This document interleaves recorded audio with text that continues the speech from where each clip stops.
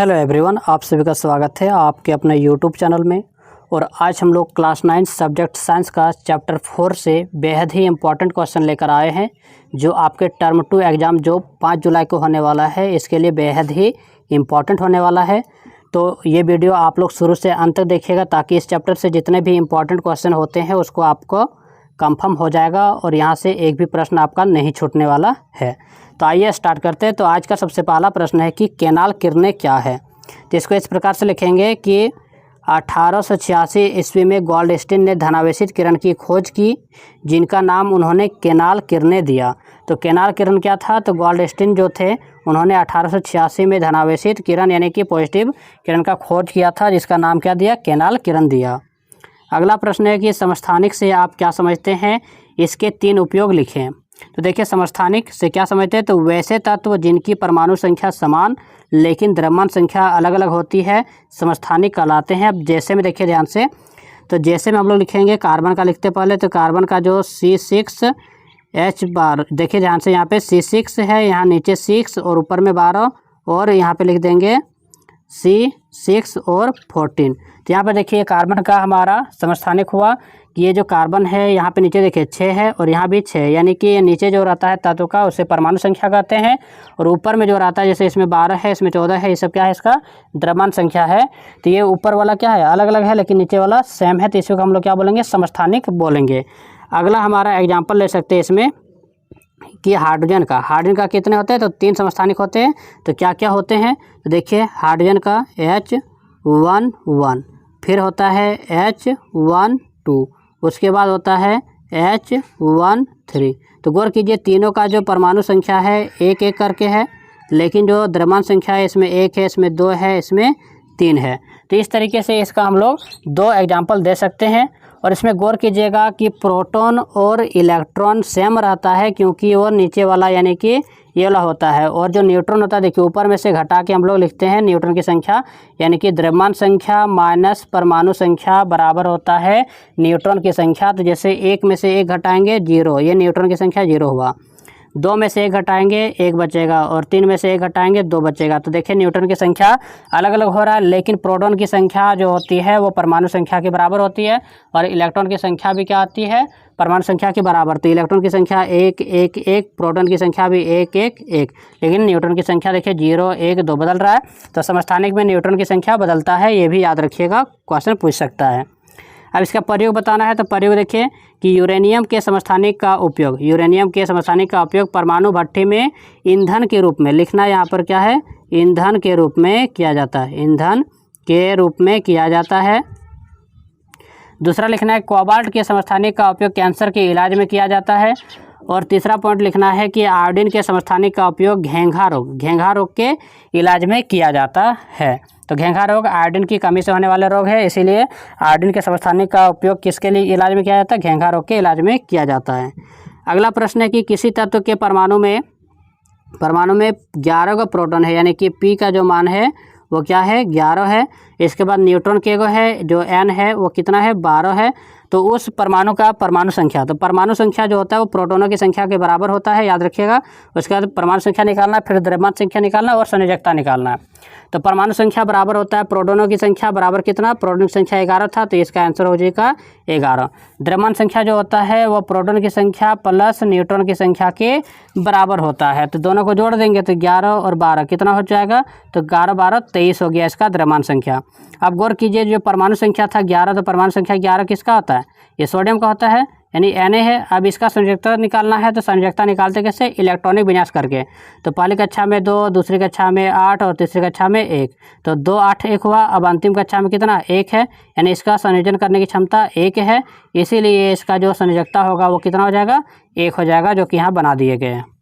अगला प्रश्न कि थॉमसन या बोलेगा टॉमसन, दोनों सेम चीज़ है, कि परमाणु मॉडल की व्याख्या करें। तो इन्होंने मॉडल दिया जिसमें क्या था कि परमाणु धनावेशित गोले का बना होता है, जिसमें इलेक्ट्रॉन क्या होते हैं? धसे होते हैं। दूसरा पॉइंट बताया थे कि ऋणात्मक और धनात्मक आवेश परिमाण में समान होते हैं, यानी संख्या में क्या होता है? समान होता है, इसलिए परमाणु वैद्युतीय रूप से क्या होते हैं? उदासीन होते हैं। इसलिए जो परमाणु होते हैं वो क्या होते हैं?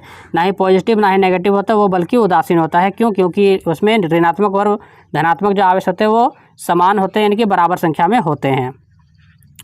अगला प्रश्न है कि रदरफोर्ड का परमाणु का नाभिकीय मॉडल क्या था। तो देखिए रदरफोर्ड का परमाणु का नाभिकीय मॉडल पूछा गया है।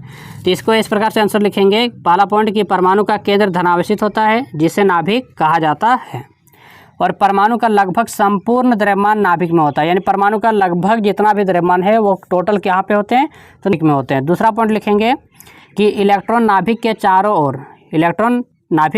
ओर वर्तुलाकार यानी कि वृत्ताकार मार्ग में चक्कर लगाते हैं, इस तरीके का चक्कर लगाते हैं। और तीसरा पॉइंट बताया गया है कि नाभिक का आकार परमाणु के आकार की तुलना में काफ़ी कम होता है, यानी बहुत ही छोटा होता है।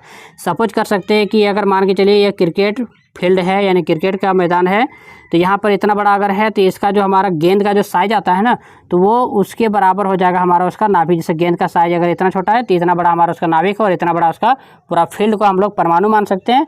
तो उसका जो गेंद का साइज होगा वो क्या हो जाएगा, उसका नाभिक हो जाएगा। तो इस प्रकार से इसका साइज क्या, तो बहुत ही छोटा होता है।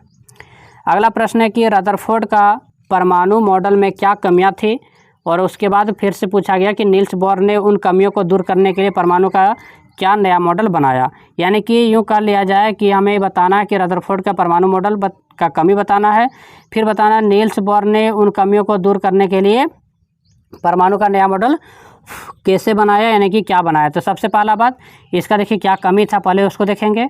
तो रदरफोर्ड परमाणु मॉडल की मुख्य कमी यह थी कि इससे परमाणु अस्थायित्व का पता नहीं चलता, यानी परमाणु फिक्स है, यानी वो उसका अस्थायित्व के बारे में उसमें पता नहीं चलता था। क्यों नहीं चलता था, तो इसके बारे में बताया गया था कि जब कोई आवेशित कण त्वरित होता है, त्वरित मतलब कि गति करता है, घूमता है, तो उसमें क्या होता है, ऊर्जा विकिरण होता है, यानी ऊर्जा का कमी होता है, जिसके कारण उसकी कक्षा में ऊर्जा की कमी होगी और आकार का संकुचन, और आकार क्या होता है, छोटा हो जाएगा, और अंततः वो क्या हो जाएगा, अंत में इलेक्ट्रॉन जो है वो नाभिक से टकरा जाएगा, और जो परमाणु है वो क्या होगा, नष्ट हो जाएगा। ये था, लेकिन इसको जो रदरफोर्ड थे उन्होंने ये समझा नहीं पाया, इसलिए ये क्या हो चुका है, इसका कमी हो गया इसका मॉडल का।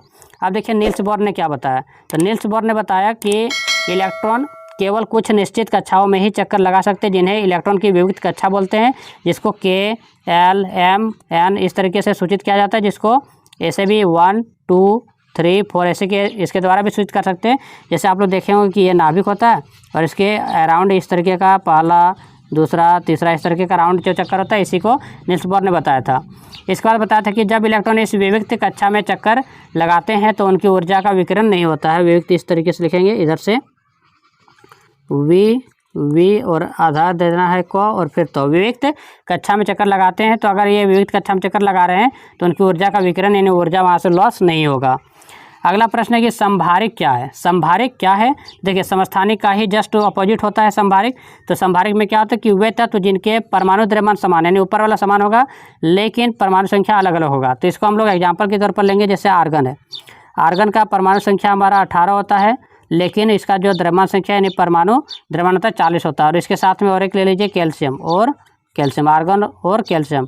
तो कैल्शियम का क्या होता है, तो नीचे कितना होगा, परमाणु संख्या इसका 20 होता है, और ऊपर में कितना, परमाणु द्रव्यमान 40। तो देखिए यहाँ पर नीचे क्या 18 और इसका 20 है, अलग अलग है, लेकिन ऊपर में क्या है, सेम है। तो इसलिए इसको बोला गया कि वे तत्व जिनके परमाणु द्रव्यमान समान होते हैं, ऊपर वाला जो है वो क्या होगा, समान होगा परमाणु द्रव्यमान, लेकिन जो द्रव्यमान संख्या बराबर है, लेकिन परमाणु संख्या यानी कि जो नीचे वाला वो क्या रहेगा, अलग अलग रहेगा, तो उसको संभारिक कहेंगे।